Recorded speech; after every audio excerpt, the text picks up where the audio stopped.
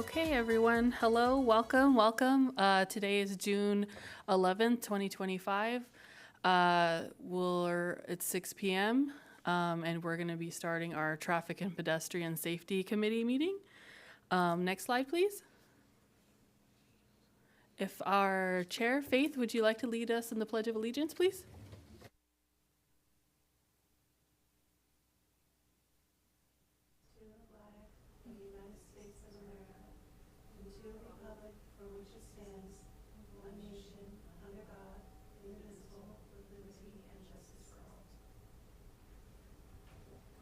Thank you, Faith. Next slide, please. Okay, we'll begin our roll call. Just to start off with our committee members, is member Ben Doyle present? No? Our chair, Faith Denham Sims? Present. Vice Chair, Kent Moriarty? I'm here. And member Crystal Pasco? Present. And for today, staff, we have our Public Works Director, Hebel Gindi.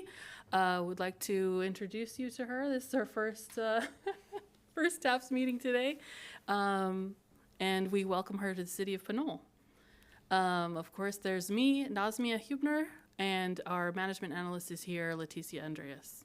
Next slide, please. We'd like to begin the approval of the minutes. Would anybody like to open? I'll make a motion to approve the minutes from the January 8th, 2025 meeting. Would anyone like to second, please? I'll second. Okay. Member Crystal Pasco? Yes. Kent Moriarty? Approve. Faith Dunham Sims? Recording in progress. Approve. Thank you. On to the next slide, please. We'd like to open the floor to the committee member to present any reports or communications that they wish to share. That could be committee reports, any Recording in announcements, progress. or any committee requests for future agenda items.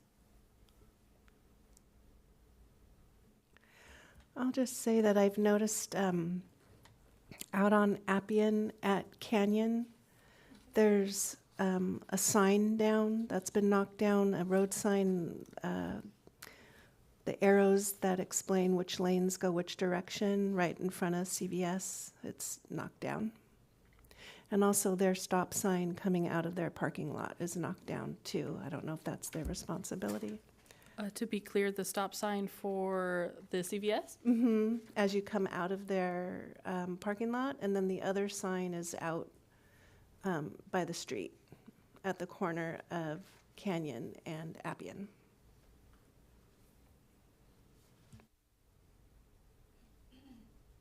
Thank you, Faith. We'll take note of that. Are there any other? Yeah, go ahead, please, Crystal. Yeah, just another quick plug from 511 Contra Costas. So for the months of June and July, youth ride free on transit for County Connection, West Cat, and Tri-Delta Transit. So just wanted to share that as a nice resource for, for youth students to take advantage of over the summer. Thank you.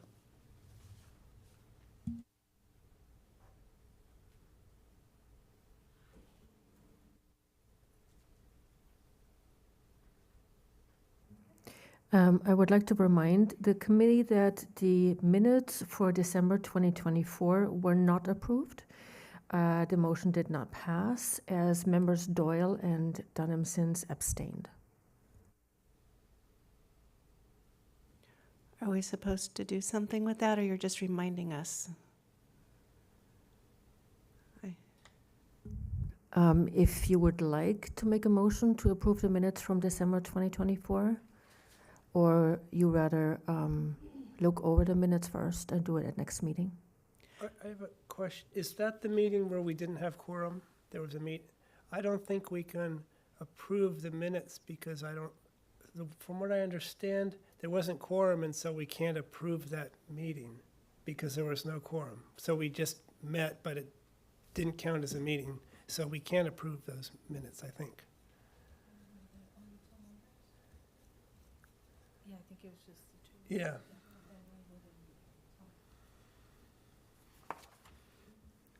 Okay. Before I move on to the next slide, are you, any last chance? Okay. Next slide, please. I'd like to open the floor to citizens to be heard. Please remember that these are for items that are not on today's agenda, and please remember to limit your comments to 3 minutes. You will be able to call via Zoom, and if you are on Zoom, please raise your hand on there so that we know that we can allow you to speak. So I'd like to take a moment for any citizens to be heard.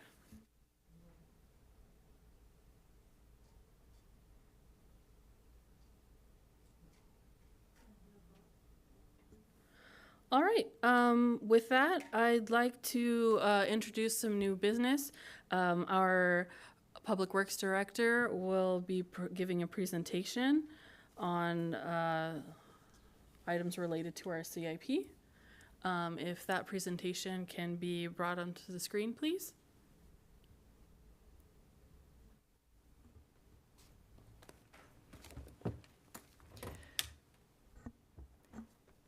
Chair and committee members, good evening. I'm Heba El-Gindi, Public Works Director.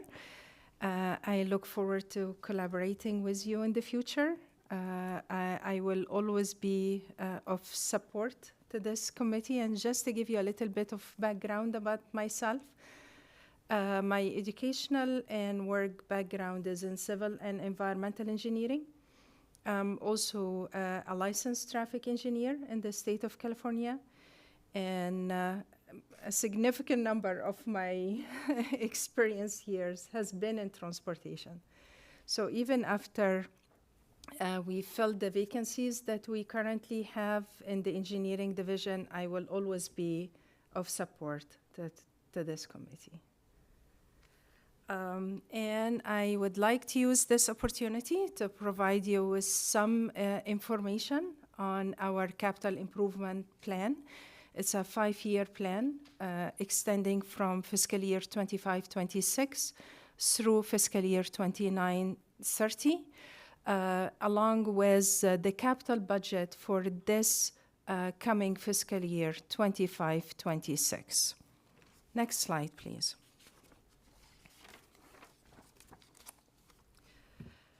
The 5-year CIP is funded by various funding sources, including grants, enterprise fees, development impact fees, measure funds, and the recently approved vehicle impact fees. It contains 45 projects and 5 infrastructure assessments. The main objective of the 5-year CIP is to guide our future planning and infrastructure investments. The capital project that will be approved for fiscal year 25-26, along with the operating budget, are expected to be approved by City Council on June 17th. They have already been reviewed by the Finance Committee and City Council on a number of occasions.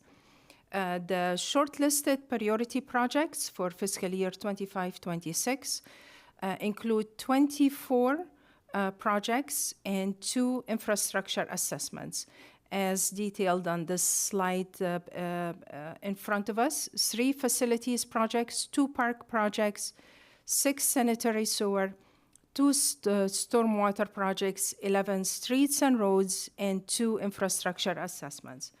I should mention that as part of the operating budget, there is a proposal to add an associate engineer to be funded by the enterprise fees and will join the engineering division of the Public Works Department with a focus on sanitary sewer projects. That's why we're able to include 6 sanitary sewer and 2 stormwater projects.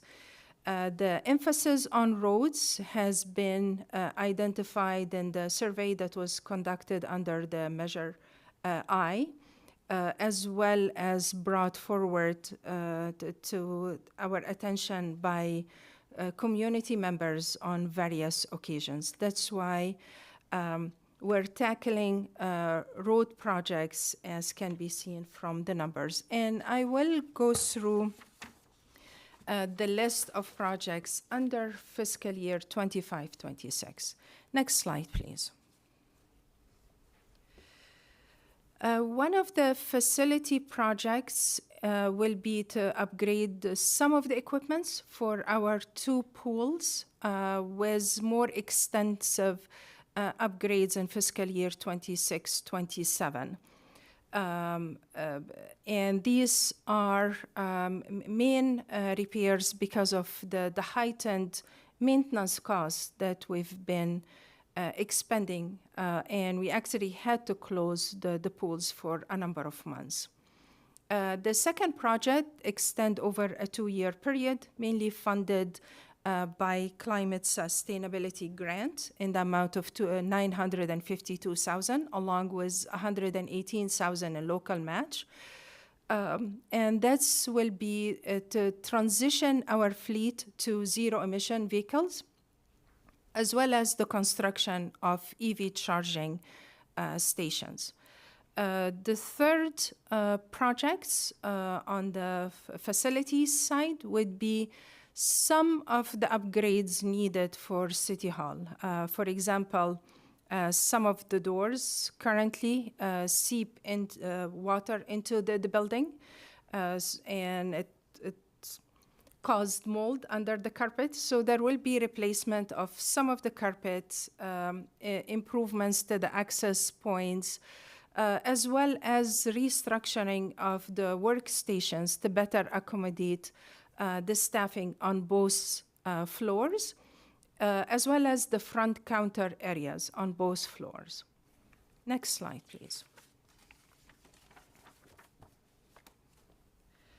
There are 2 projects under the parks, with one actually a yearly program with a budget of $200,000. Most likely in fiscal year 25-26, we'll be starting with the dog park, given the amount of complaints that we've been receiving. But this annual program is intended for upgrades like playground equipments, lighting, the implementation of shading structures, improvements to landscaping, and so forth. The second parks project will be to upgrade the irrigation system and the turf in our soccer fields. We did upgrade the turf in the soccer field abutting to Pinole Valley Road. However, because of the irrigation system is not up to par, we're actually having to maintain it frequently, and we're in the process of replacing some of these sections. So we need to replace the irrigation system. Especially this soccer field is heavily used by the community. Next slide, please. As I mentioned, we have 6 sanitary sewer projects. The first one would be to replace 2 of the blowers at the treatment plant. There are 3 blowers at the plant, one of which will be replaced by the end of this month. And this project is to replace the remaining 2 so that they would all be about the same age, same model and type. The blowers that we currently have, we don't have parts. We cannot purchase parts for them anymore. And that could impact the operations. The second project is intended to support the community by supplementing the funding needed for upgrades in private sewer lateral. We haven't developed the guidelines for this program yet, once approved by City Council, we will establish the guidelines. Probably would be based on income level. And it's intended to assist the property owners who are not able to upgrade their sewer lateral. The third project would be to upgrade the effluent outfall to better handle the storm events without the risk of flooding. Next slide, please. The two top projects are also at the treatment plant. One would be to rehabilitate the secondary clarifier. And I should mention that all of the sewer projects are funded by the enterprise fees. So that they don't receive any funds from the city's general fund. The second project would be for upgrades in the lab. Some of this work will be done by our internal crew, our maintenance operations team. That's why the price tag on that project is relatively small, of $150,000. But they will be used for replacement of the cabinets that are heavily damaged, as well as some of the equipment, like the sample fridge and dishwasher and so forth. The third project would be to rehabilitate or replace, depending on the condition, of the pump stations and the force main pipes under San Pablo Avenue and Hazel Street. Next slide, please. There are two stormwater projects. The stormwater projects are funded by Measure S funds. Measure S funds is housed in the general fund account for the city. So we were careful in scoping the two projects, but we are planning to pursue various grant fund programs. The first project is intended to replace structurally deteriorated storm drain pipes, but for small-scale projects. For example, the area on Dolores Court floods almost every year, and that's because of the pipe that's damaged that connects the court with the creek. So this would be one of the first projects that we would tackle and replace. The second project aims to assist us in meeting state requirements and other guidelines, such as for the installation of trash capture devices and other upgrades to the stormwater system. Next slide, please. Please stop me if I'm going too fast. I'm trying to be respectful of your time. As I mentioned, roads was the top priority for the community when responding to the survey. Actually, twice, the survey under the Measure I, as well as the survey in response to increasing the trash collection rates and the establishment of vehicle impact fees. So pavement rehabilitation came first always. Sidewalks was also close to the top. The first project here would be for the more comprehensive pavement rehabilitation projects, such as Slurry Seal, Cape Seal, for restructuring. And we are planning in fiscal year 25-26 to start with Pinole Valley Road, as well as Sarah and Shea.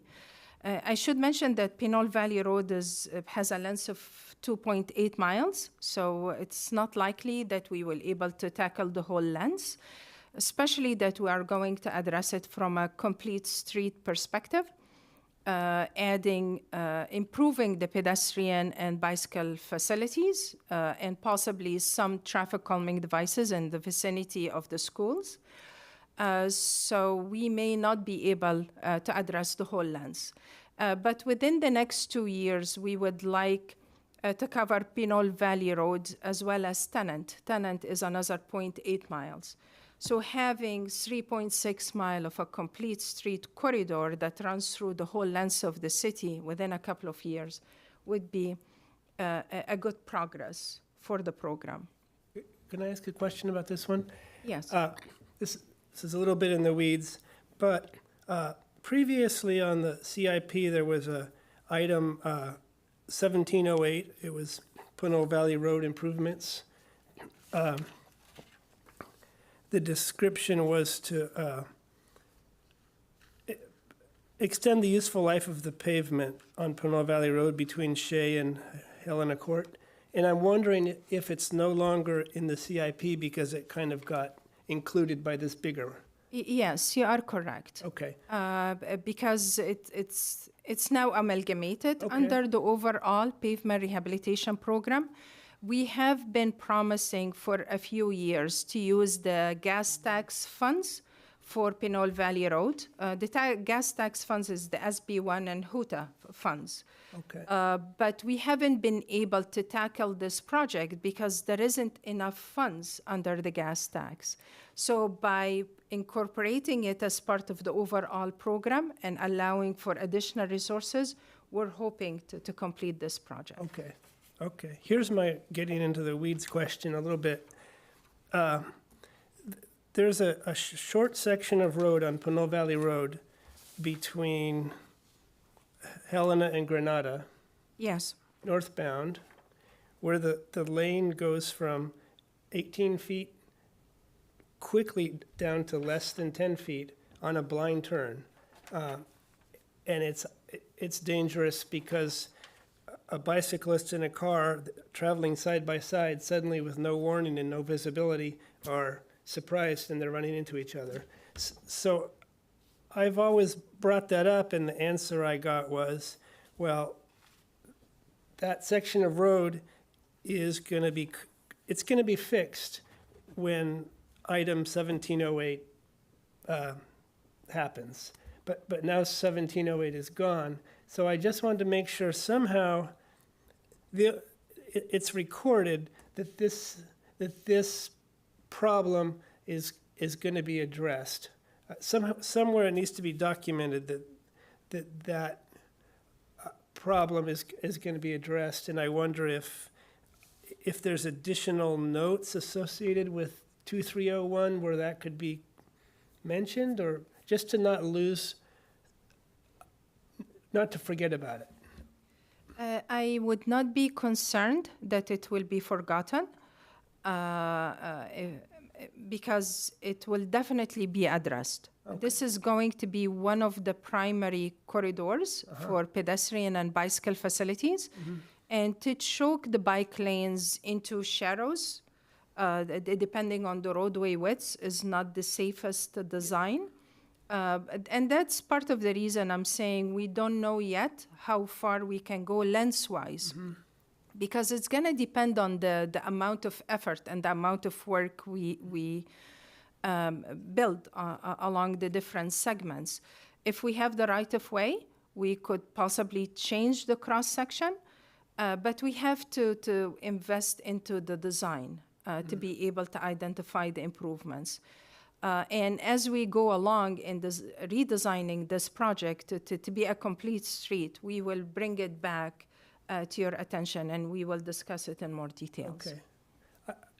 I feel like this bottleneck between Helena and Granada really stands out. Yes. And I worry that it's not documented anywhere that specific bottleneck Yes, well, it will be documented in the minutes, but it's a segment that we're aware of. And Okay. it's part of the reason that this corridor is going to be tackled as a complete street project rather than just resurfacing project. Great.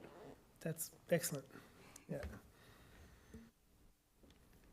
The second projects under streets and roads, that used to be combined with the third, actually, on that slide. But because they involve two different types of work, we separated them. Also because sidewalk maintenance and replacement by law, by the state law, is the responsibility of the property owners, the abutting property owners. But we would like to establish an annual program to support the property owners in such replacements and in building missing segments of the sidewalks. In some cases, there are trees that have to be removed that are uplifting the sidewalks. So it involves extent of work that it's not necessarily affordable for the property owners, and we wanted to establish a specific program for that. The third project is another annual program for working towards upgrades to meet the ADA requirements. By establishing curb ramps and other improvements. Next slide, please.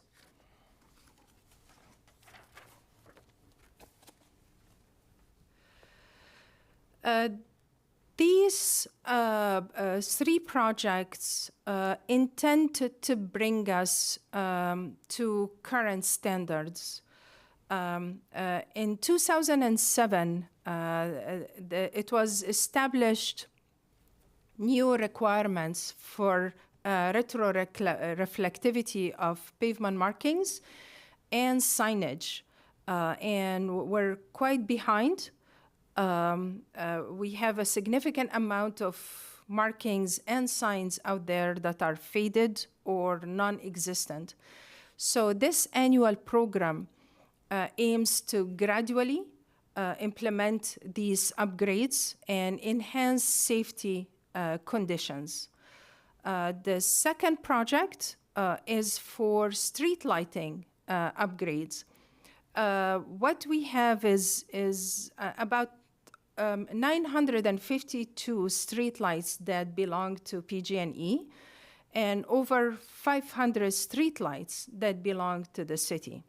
And they are implemented with different standards. This spacing don't really meet the state standards. They don't provide the appropriate level of illumination. And this annual program aims to improve that, whether by filling in the gaps in between or by installing additional lights where it's completely missing. I should also mention that there are other ways for us that we're pursuing to install additional lighting. For example, the Appian project, we're requiring them to install new lights along Appian and Canyon. They will be installing new 9 additional street lights that would improve lighting conditions in that area. And we started working with PG&E. They have a number of programs that we can benefit from to reduce our energy usage as well as install additional lighting. The third project would be another annual program for upgrades of our signals. Our signals currently are operated by the county, and this annual program will upgrade the controllers, eventually will upgrade the software and allow us monitoring from our offices when we get to the point of being able to operate our own signals.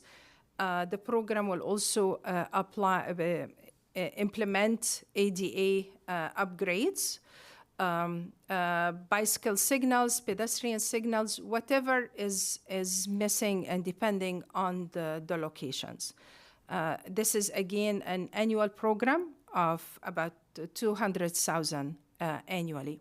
And I should mention that these projects are set in a way that would allow us the flexibility to bundle if appropriate. For example, under the pavement rehabilitation projects, if we're missing some funding, but we're implementing lighting upgrades along Pinole Valley Road, we may be able to combine with this project.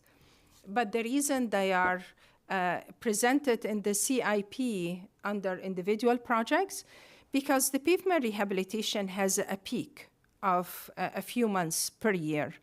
And we would like to continue on working and tackling the deficiencies throughout the year and not put all the fundings in one project. Next slide, please.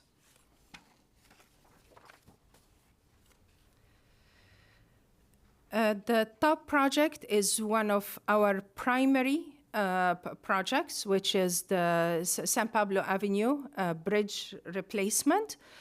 We're currently working on the environmental review. Both NEPA and CEQA are expected to be completed by the end of this year. We recently worked with WECTAC to apply some revisions to the agreement to better use one of the grant, the STMP grant, to minimize the local match. That's why if you compare the local match here of 100,000 relative to past years, you will see that it's significantly less. And it's intended to allow for some cash flow because we have to pay the consultants while we seek reimbursement from the grants. But this project is mainly funded by 3 different grant funding, federal, state, and regional. The second project is also funded by Highway Safety Improvement Grant Fund for 2 safety improvements at crossings across San Pablo Avenue, with some local match of approximately 11,000. The third project is another annual program intended to tackle safety concerns, especially in residential communities, near communities and senior centers, near schools, by designing the roadway differently to reduce the travel speeds and implementing traffic calming measures such as chokers, traffic circles, bulb outs. And I will, in the second presentation on complete streets, I will go into more details on the type of devices that we could potentially use. What's shown on this picture is actually more visual than variations in vertical or horizontal elevations. Is through the use of pavement markings and changing the overall environment to reduce the travel speeds and change the motorist behavior. And I can tell that you have a question. I just wanted to say it's great that traffic calming is on the CIP. I think it's probably the thing that's most talked about in these meetings. People are concerned about traffic that's not calm, I guess, in their neighborhoods. And so to address it and to have some money to spend on it is great. It looks like $200,000 will be spent in the first year.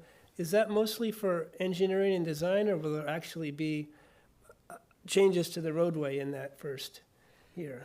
Most of the funds would be for changes to the roadway. The traffic calming, most of the devices have standard type dimensions and are easily designed. Actually, my master thesis in another lifetime was on traffic calming, but that's another. So we will try to do some of the functions in-house and focus the funds on the actual implementation. We don't have large-scale areas like to build a roundabout that needs detailed design. So most projects are easily implementable. We also had another annual program for safe routes to schools, but because we had to minimize the funding that's being drawn from Measure S, which is the general fund, we had to eliminate the first year of the 5-year CIP. So you will notice that it will start in 26-27. Next slide, please.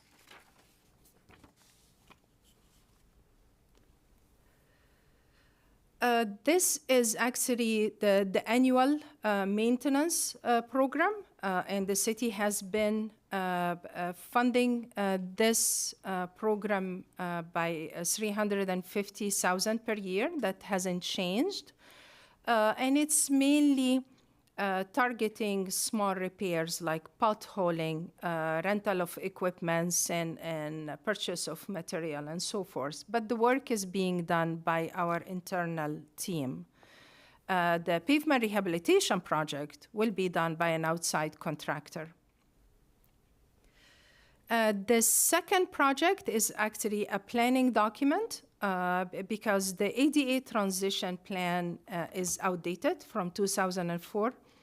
Improvements identified in the plan are no longer applicable to current conditions.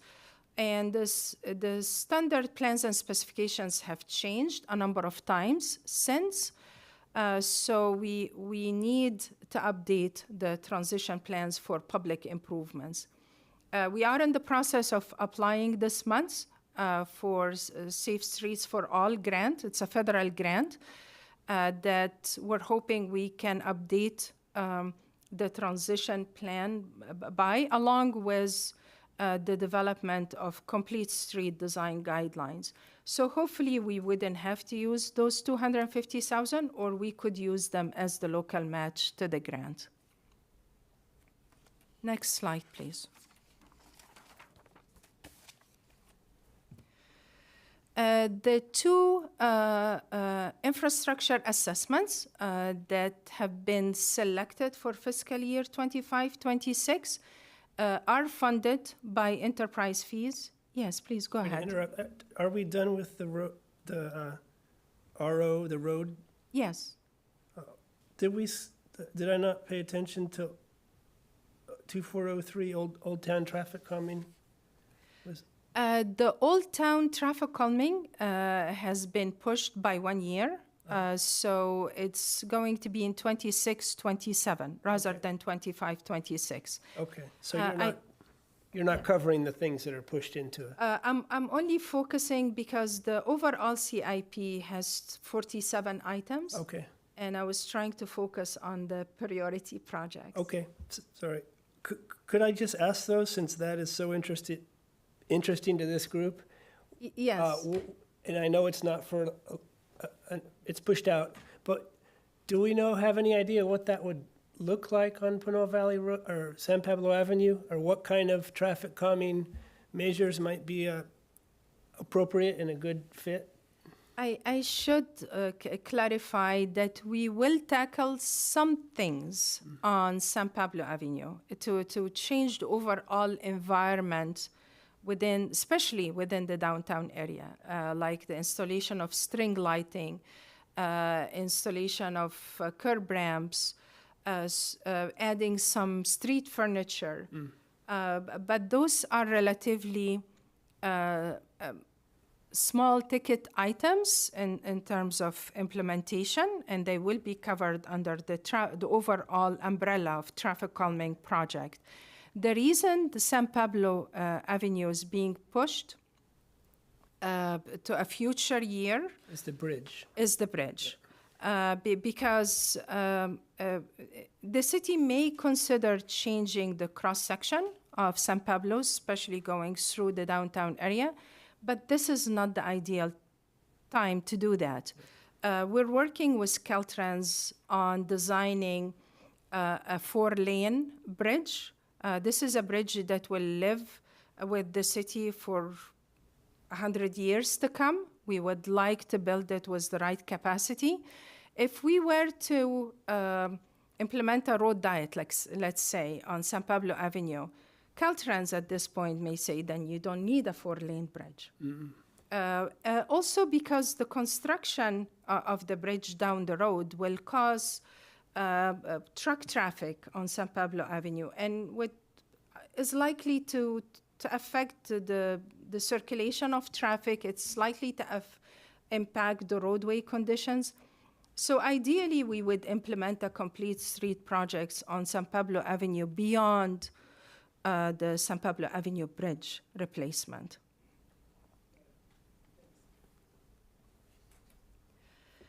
The two infrastructure assessments were selected because they are funded by enterprise fees and because they will help guide us in planning for future projects. For example, the storm drain master plan will assess the collection system and guide future improvements.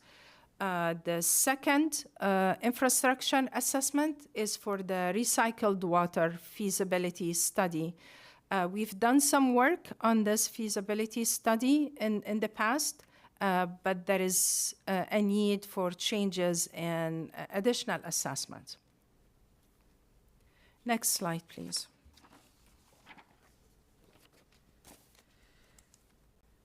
So the CIP, the overall 5-year CIP, including the prioritized projects for fiscal year 25-26, have been evaluated by the Finance Subcommittee in April and have reviewed by City Council on 3 different occasions on May 6th, May 13th, and June 3rd.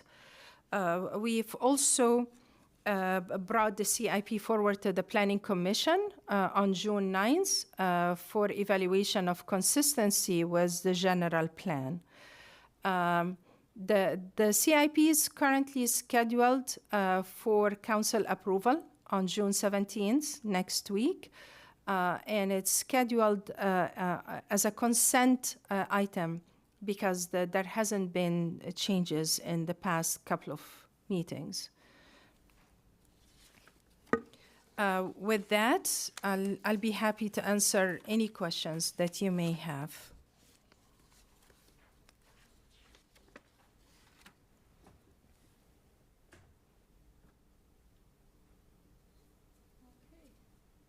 Okay, so no questions for this, the CIP presentation?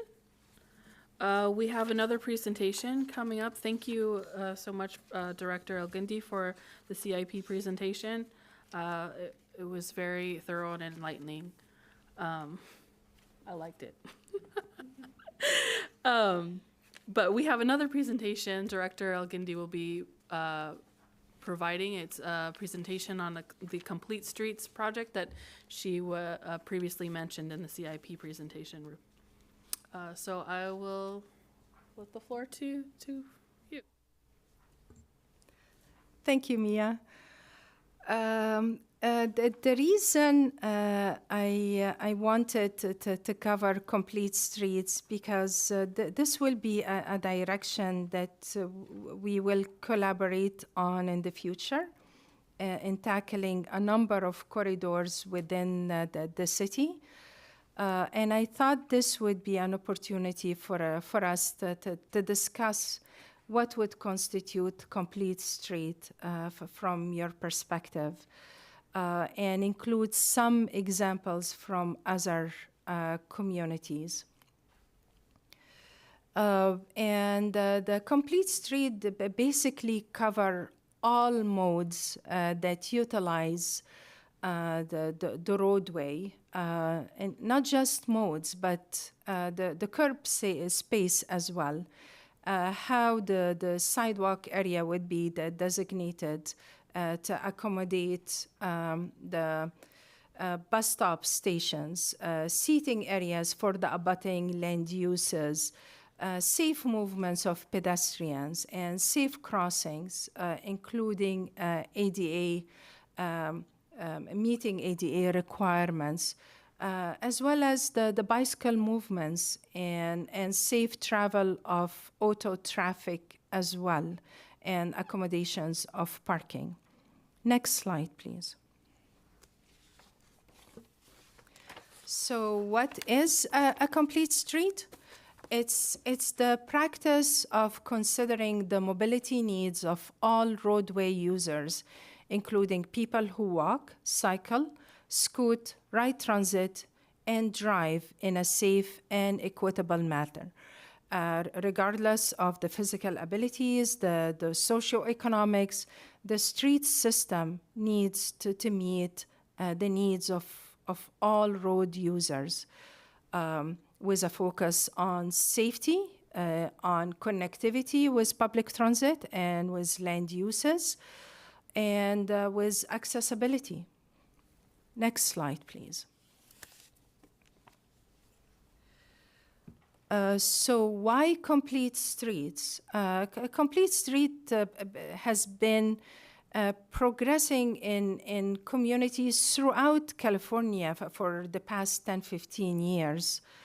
So it's different than the typical approach of designing the roadways to move vehicles. Complete streets focus on the movements of people. So it prioritizes the movement of all people who use the street.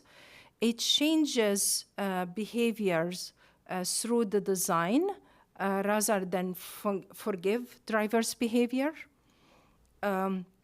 It designs for slower, safer speeds, and it encourages walking, biking, rolling, and riding public transit.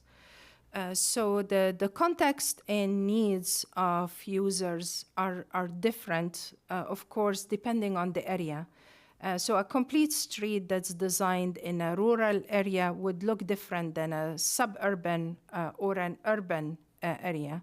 So we take into account the density of the surrounding land uses, location of major traffic generators, and the travel needs in general.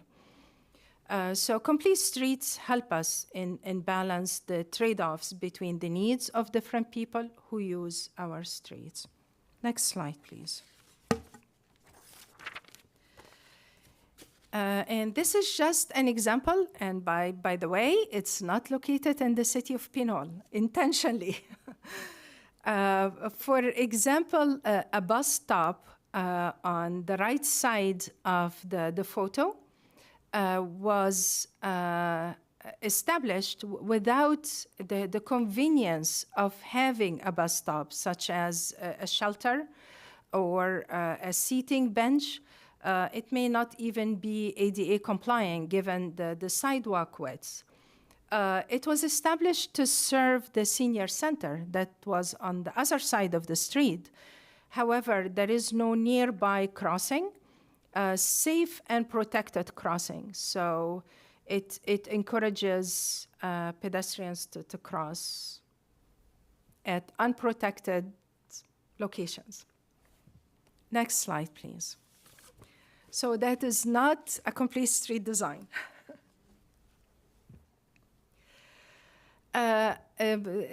This is the typical practice for setting the speed limits by performing speed surveys, and depending on the 85th percentile speed, we establish the speed limit within 5 miles per hour of the 85th percentile speed. Although there are now laws that would allow us some flexibility to reduce the speed limit in the vicinity of schools, in the vicinity of senior housing, and so forth. But this is the general concept of setting up speed limits. Next slide, please.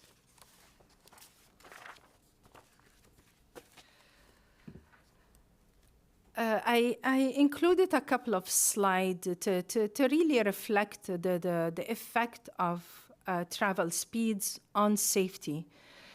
For example, a vehicle traveling at 40 miles per hour would require about 350 feet to stop, given the perception reaction time, which is about 3.5 seconds, and then reacting and stopping would actually take about 350 feet. While if the vehicle is traveling at 20 miles per hour, it would stop within 100 feet. Next slide, please. This is a popular exhibit that we've been using for a number of years because it really illustrates the effect of speeds on the safety of pedestrians. For a vehicle traveling at 40 miles per hour, the chance of having pedestrian fatality is 80%, while it goes to about 10% if the vehicle is traveling at 20 miles per hour. So there is a drastic difference that travel speed could have on the safety of pedestrians. Next slide, please.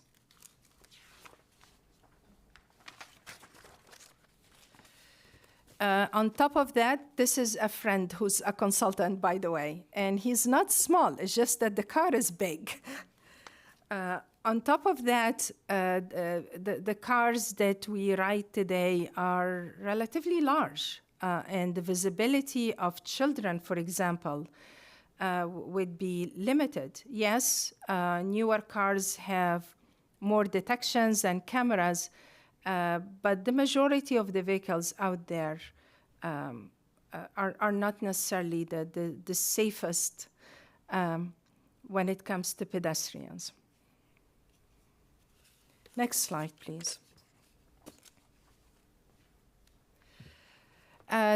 This slide looks more complicated than it really is. It talks about the travel options and the connectivity. The basis is providing the infrastructure.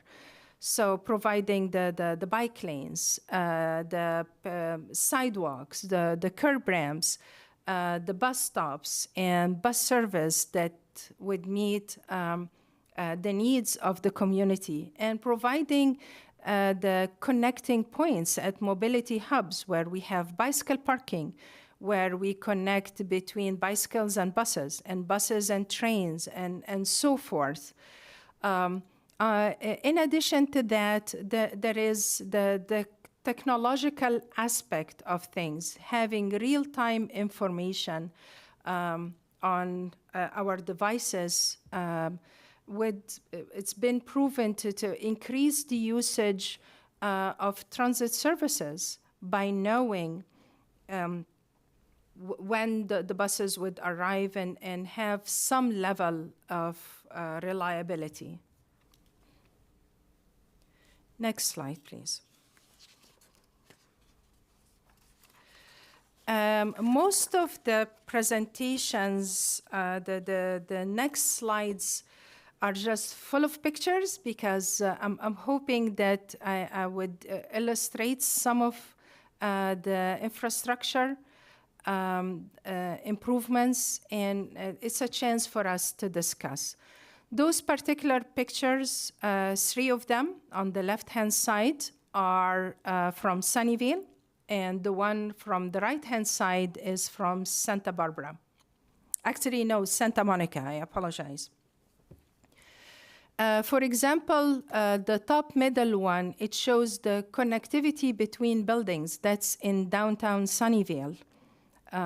It connects between Target and other stores on the other side of the street and parking. The left hand side the photo, it shows the width of the sidewalk and the separation between the pedestrians relative to the auto travel lane. The bottom photo, it's actually for Murphy Avenue. That's, again, another street in the downtown area, which is usually closed on the weekends to provide the farmers market, to provide additional seating for the abutting restaurants and so forth. But it's intended to encourage pedestrian activities and affect the overall environment within the downtown area. Sunnyvale was able to revitalize the downtown area within a matter of 7 to 8 years.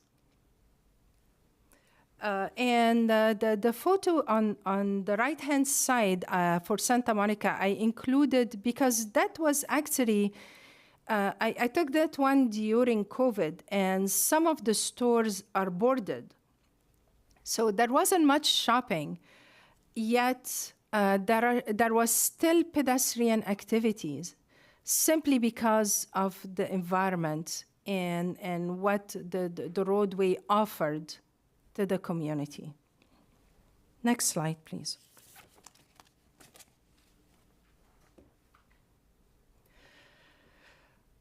Those photos are actually in different communities. The top left-hand side, I'm sorry, I don't have a cursor, but that's in Culver City. That's in downtown Culver City.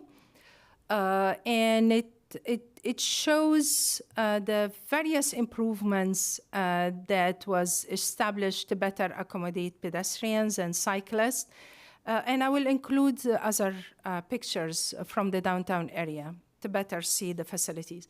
But there is a grocery store on the top level of that building with Sephora on the bottom level. Behind that building, there is a pedestrian mall that's not accessible for vehicles. It's to encourage pedestrians and cyclists. And there is an outdoor theater on steps setting.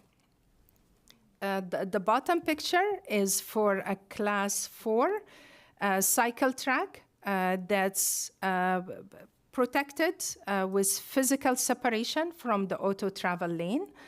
The photo beside it is a class 2 bike lane with a buffer, not necessarily a physical device within the buffer, but just marked buffer between, in this case, parking and the bicycle lane. So that's the difference between the class 4 and class 2, as you know. The photo on the top right is another class 2 facility, but it shows the kind of amenities that's provided for cyclists. Because all of these things,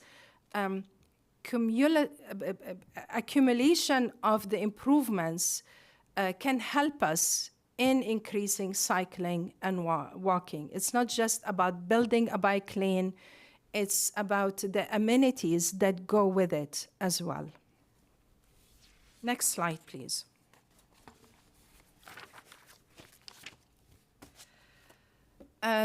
This slide aims to show the connectivity with public transit. The right-hand side has a photo for the Caltrain station in downtown Palo Alto, and it's truly a mobility hub. It has the shuttle service that connects with Stanford University. It has the VTA and Samtrans buses, and the Caltrain service, of course.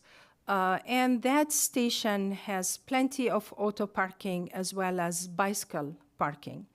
The photo next to it is for a mobility hub in Sunnyvale, and they took a different approach. Parking is actually underground, whereas bicycle parking is on the surface, with a number of bus lines servicing that location. The top left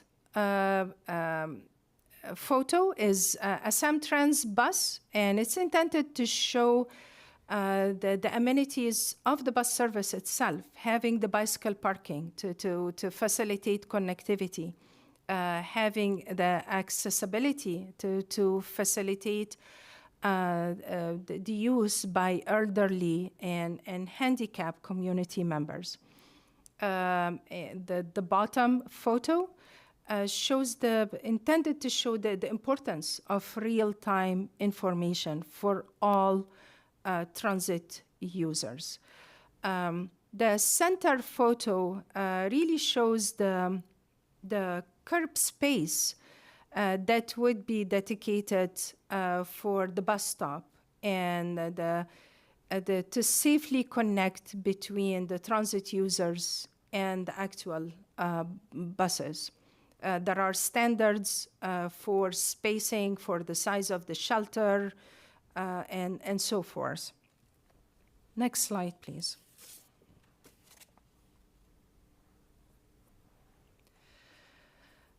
These photos are, again, mostly in Sunnyvale and Culver City. I mentioned that there is a pedestrian mall behind the building in Culver City. The top left picture is from that pedestrian mall.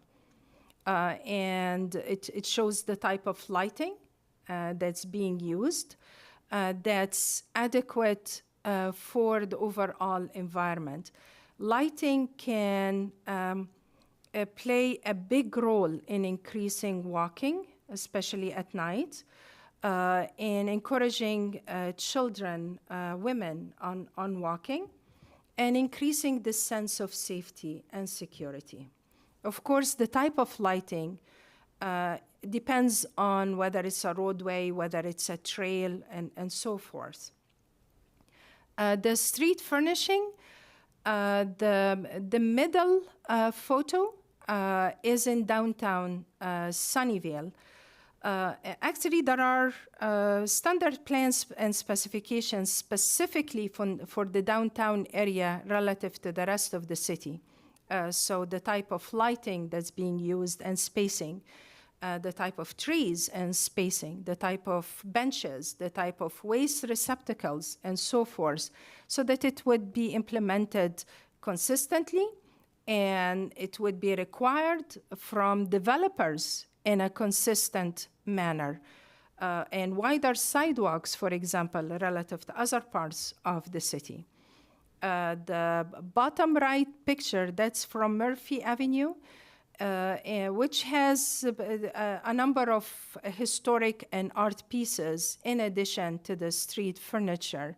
Again, all of these things together affect the overall environment. Next slide, please.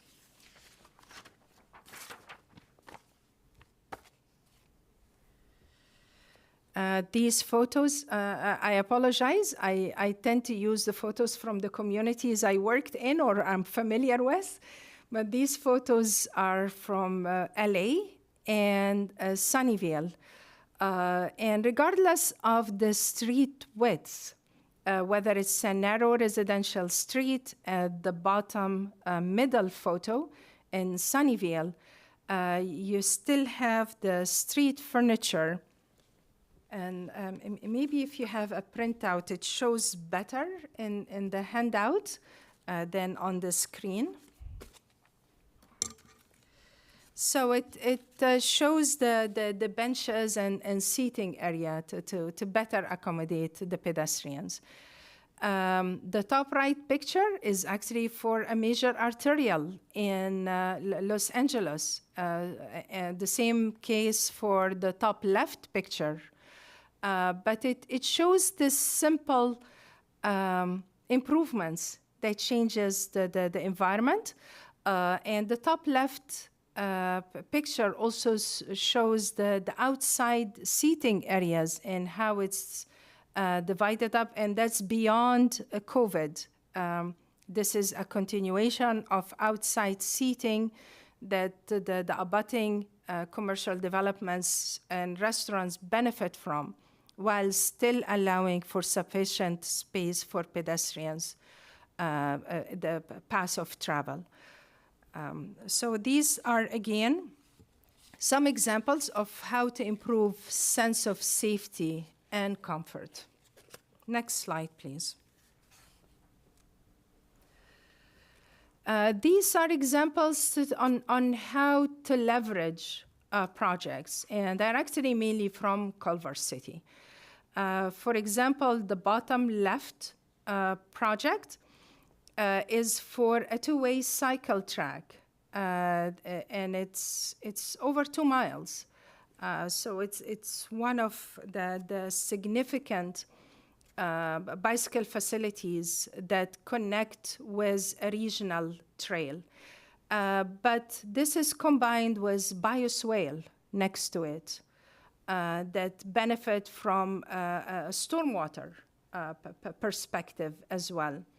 Actually, all photos have that component, but the photo next to it shows how to combine a traffic calming device with bioswale, like building a choker and using it for other purposes. The top right picture shows how to separate the vehicles from the bicycle movements and utilize the space in between as a bioswale. Next slide, please.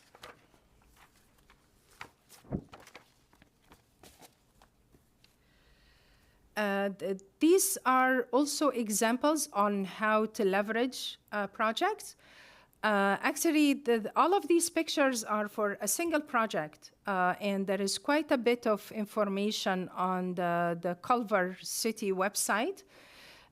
This underground facility is a stormwater treatment. That project cost over $7 million, quite significant. It's been completed for a few years now, and what's on top of it now, the Culver Boulevard, the major arterial, extend over this area now with the appropriate travel lanes and parking. Culver Lane on the left-hand side that provides access to the abutting dwelling units is a narrow street with parking just for the residents. And on top is the trail that you can see from the photos on the right-hand side. And again, that trail travels for a long distance through Culver City and Los Angeles. And there is a number of art pieces. The bottom right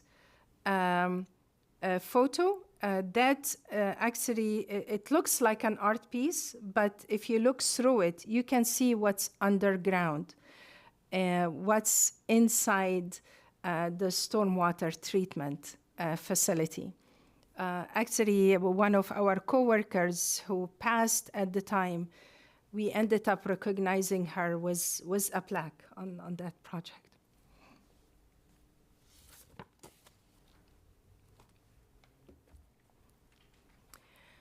Next slide, please. So traffic calming, and I included only a few examples of what would constitute traffic calming, intentionally using examples that would best fit relatively narrow streets, such as traffic circles, bulb outs, parabolic or flat-top speed humps at a crossing facility, center medians protecting the crosswalk, or a diagonal diverter or half-street closure, shown on the bottom right-hand side photo, was accommodations for the bicycle movements. Next slide, please.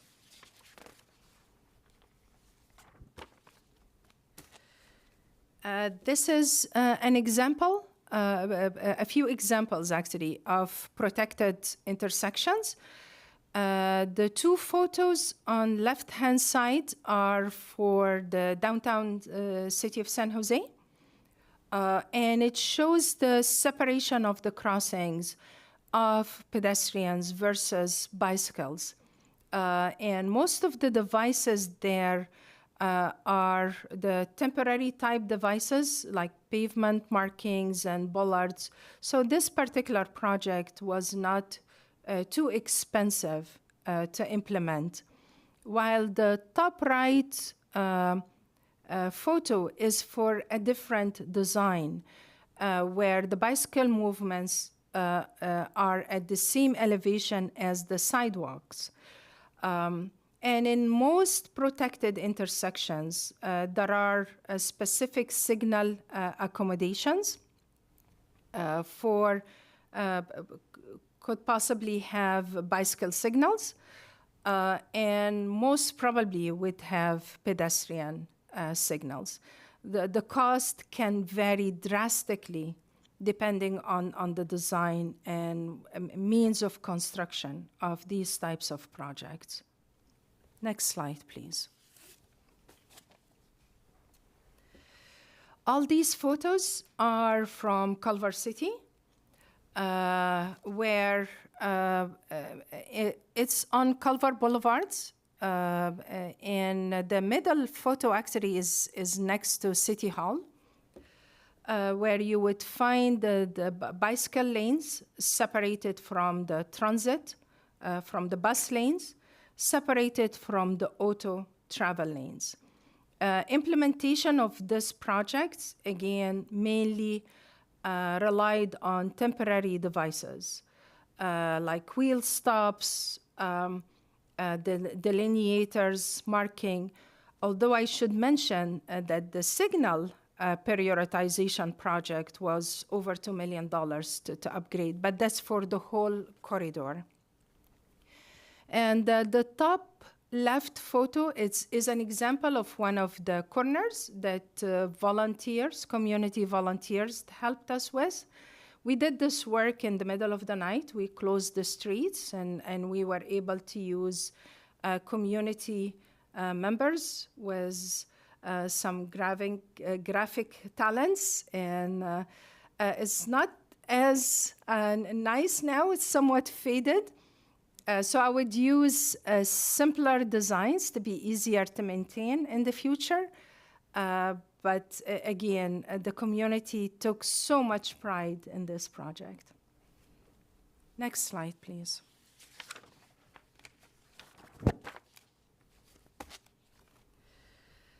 These are actually similar for the downtown Culver City. To illustrate the quick build. And the top right picture, that's for, again, the pedestrian mall. Culver City has a lot of businesses and a number of movie studios. So the downtown area is very active with a lot of restaurants and a lot of pedestrian and bicycle usage. Culver City runs its own buses in addition to the metro bus service. So Culver Boulevard is heavily used by buses and shuttle services. The bottom left photo shows a relatively cheap bus pad to extend the sidewalk with. It's a wood structure to connect the sidewalk to where the bus stop stops, so that it wouldn't interact with the bike lanes. The bike lanes actually has a slope. It goes up and down without interfering between the two movements. Next slide, please. Branding and wayfinding signs are also quite important for street activities.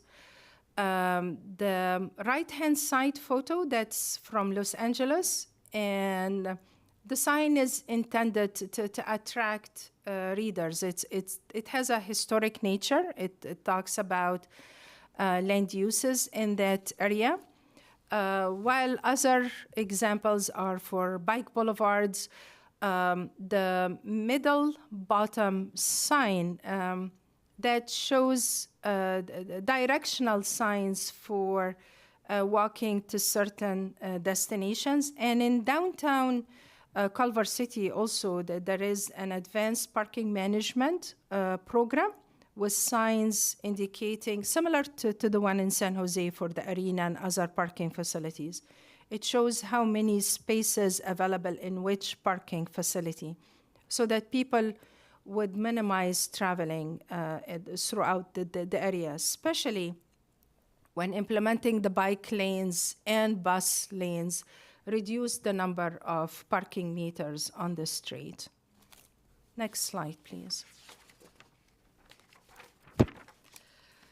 So in conclusion, I would like to emphasize that we really need to be quite flexible when tackling the redesign of corridors, and listen carefully to the community and to the community's needs. It's a different approach of the typical. Coming from a traffic engineer, I know what we used to do relative to what we do now. So it's a different approach of thinking. And there are many sources. Next slide, please. There are many sources that are available now. NACTO has a number of documents for complete street designs, bicycle facilities design. Even the primary documents that we use, like ASHTO or MUTCD, have now provisions to better accommodate multimodal infrastructure. So it involves basically unlearning what we've learned in past years and taking a different approach in tackling the street network. And with that, I'll be happy to answer any questions that you may have.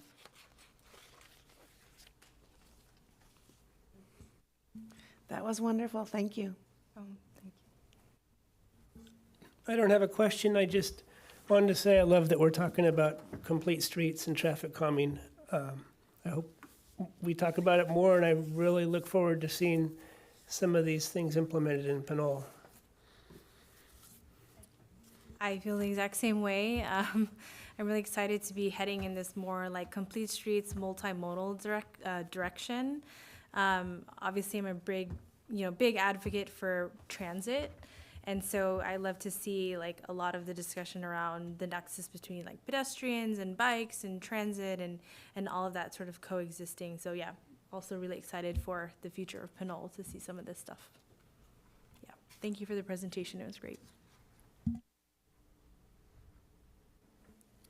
I'd like to be the fourth person to thank you for your presentation. It was very valuable information that I know the public could hold on to and visualize Pinole with. But if there are any comments or questions from the public? All right. Amy. Yes, Officer Eubanks is coming to the podium. Well, that's okay. I speak loud enough anyways. I'm just going to keep it short. I want to also thank you. That was very informational, and I also am looking forward to seeing what Pinole has to offer. I wonder if I can't bring something up regarding some of the complete streets, and mainly your example with the senior center that was not here in Pinole. That example is a very good example of what we're experiencing right now and some of the concerns that the public has already addressed with me. I've spoke to 2 individuals on separate occasions in which they felt like they were going to be hit by a vehicle when crossing from the new senior center on San Pablo Avenue at Roble, crossing across. You might have even forwarded me an email, I'm not sure. To access, some of them are parking in the parking lot because there's no parking. So they're parking in that parking lot right there and parking on the side streets. And so then the nearest crosswalk is beyond the senior center. And I wonder if in our planning of San Pablo Avenue, if we can accommodate for and I've mentioned this before, a different type of sidewalk right there, a very high visibility sidewalk that has flashing lights and they can, push the button and safely cross, just because it is seniors and they are concerned about their safety and have expressed it to me. So I would like to see that be something that we look forward to in the future. But great presentation. I'm so happy to have been here tonight to hear and see all of it. So thank you. Thank you. If I may respond, yes, we'll be happy to look into that, especially if it's adjacent to a senior center, because their crossing speeds is lower. So we could look into the establishment of crossing with an RFP that's timed accordingly, or if it warrants a hog signal, but depending on the cost, and we'll look into it. And then one more thing that I wanted to bring to this committee tonight was that we have a light that's at Pinole Valley Road at San Pablo Avenue that allows cars, when turning left, to go to the senior center. They have a green light, and then that green arrow to turn, and then that green arrow turns to yellow and then red, but that you can still take a left turn when it's clear. You know what I'm talking about? The new light that's there. Is that something that's possible to put that same exact light at San Pablo at Tenet? Because San Pablo at Tenet, when cars are trying to turn, they often turn on a red. That's where we've had a couple of pedestrian versus vehicle collisions. And I just wonder if there's not something that we've looked into as far as changing that light to be the exact same light as the light down the road. Again, I know I'm simply saying we'll look into it, because there are a number of factors that have to be taken into account. Sometimes the queue length cannot accommodate the demand, so it has to operate with protected, like it's similar to a split phase, right? So it would be protected and then it would be permitted, because the lens cannot accommodate too many vehicles to stop. I will have to look into that, and along with the phasing plan. That's relatively cheap change if we can change it. Right. Okay. Thank you. Thank you. Okay, so if there aren't any further comments or questions, I do not currently have any further updates. But I would like to invite everyone watching or listening to please read the agenda for some important links that we usually share, especially for like traffic calming policy, I should say, and some websites and emails that you can use to report any issues or problems to the city. Then we also have on the agenda the contact information for all of your committee members here. If you'd like to submit any questions or concerns, please email your representatives. And with that, I'd like to invite the chair. Would you like to adjourn the meeting for today? Certainly. Well, we are used to meeting monthly, so this is a change for us to go to a quarterly meeting. We've always met every month, but I guess we will adjourn and meet again on September 10th, 2025 at 6 p.m. Thank you, everyone. If